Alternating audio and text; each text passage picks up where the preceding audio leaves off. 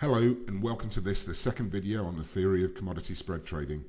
In the first video, we had our first look at the commodities sector, looking at what a commodity is, the types of commodities, how they're grouped together, and some of the advantages of trading with them. In this video, we will continue adding more detail in order to conclude the introduction to commodities. In future videos, we will start to cover more of the technical aspects so that you can start to become more operational and eventually begin to trade. But first, a word of warning. Don't go too fast, or as the saying goes, don't bite off more than you can chew. The key to success in trading is steady, step-by-step preparation, understanding the basics and then building your knowledge, not just of commodities, but also of the need for a strategy and a plan to ensure consistent, profitable returns in the future. Now, in this video, we will discover who trades commodities and why, the factors that influence them, and the basics of how to invest by using them. So, who trades commodities? We can generally say there are three main groups of people that trade commodities, namely hedgers, producers, and speculators. They all have differing reasons for trading commodities, but they also have one thing in common. They understand the unique advantages that commodities can offer and use these to their advantage. So let's look at the reasons for each group in turn, starting in no particular order with hedgers.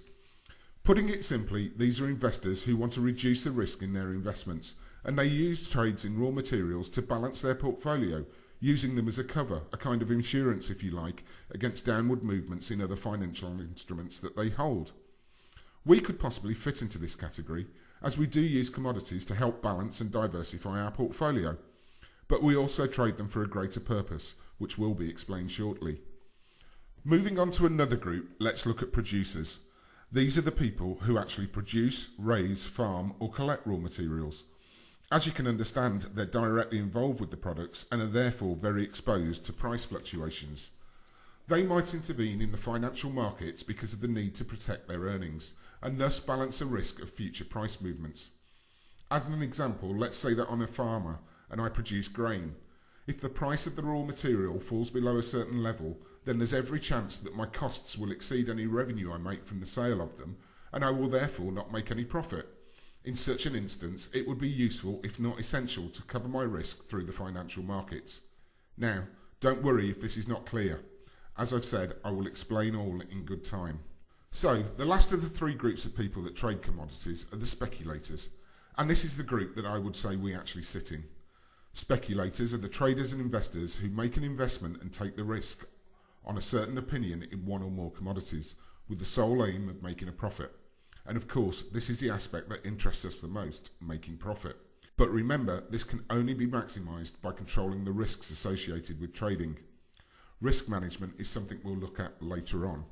Some people may become concerned that we are trading in markets that could potentially have an impact on the producers of the raw materials. I would have to say at this point, do not be distracted by any moral dilemmas. It has been proven both numerically and scientifically that speculation does not harm those producing commodities.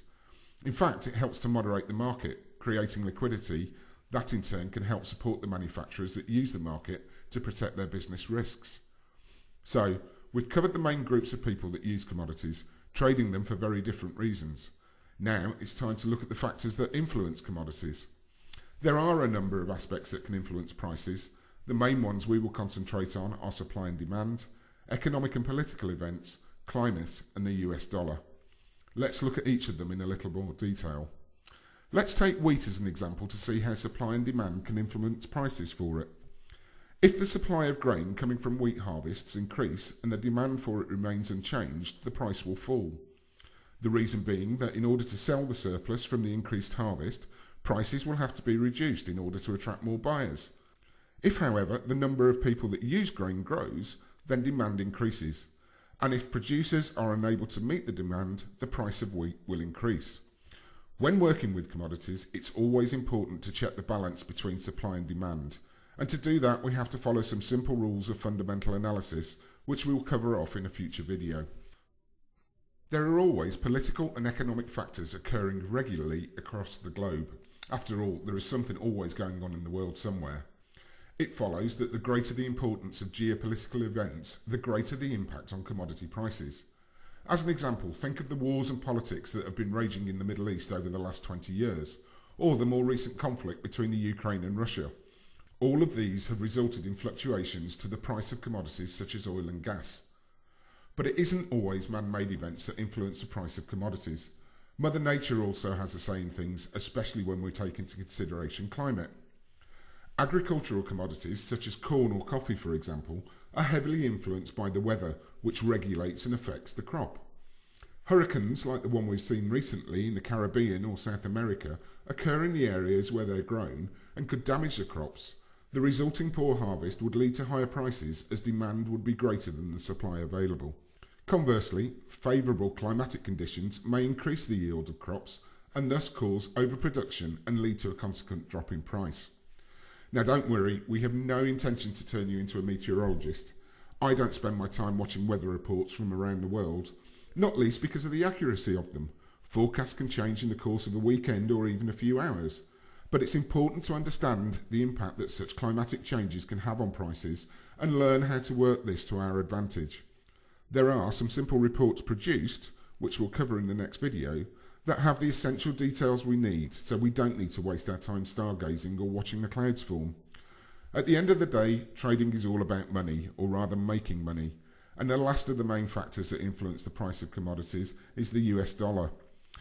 The reason for this is that commodities are normally valued in dollars, and generally they move in the opposite direction to the performance of this currency. The rise of the dollar has an anti-inflation reaction, and as a result exercises downward pressure on commodities. Similarly, the falling dollar exerts upward pressures on commodities. Now, to explain this a little bit more, the reason for this is the fact that as the US currency depreciates, an importing country will need more dollars to buy the same amount of a certain product, thus increasing the price of it.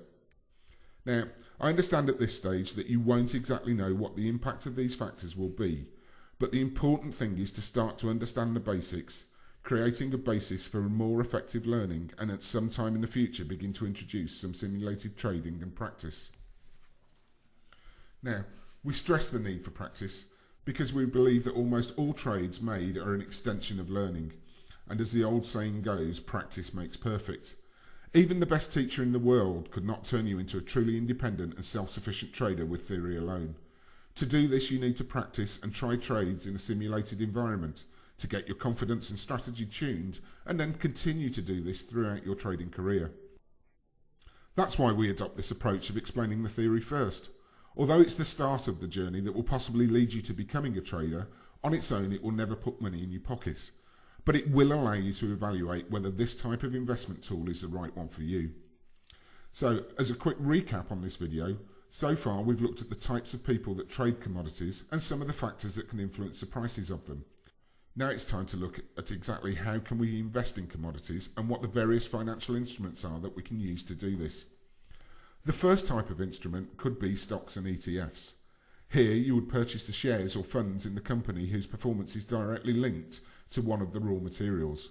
You continue to hold the stocks, and when times are good, you receive a dividend to reflect the amount of investment you have with the company that issues them. Options are another instrument we can use. These are unique financial products often used to try and maximise profits, but above all to guarantee a proper insurance on all or part of our portfolio. You can check out our theory course on option trading, a series of videos similar to this course on our website if you want to get more details on them.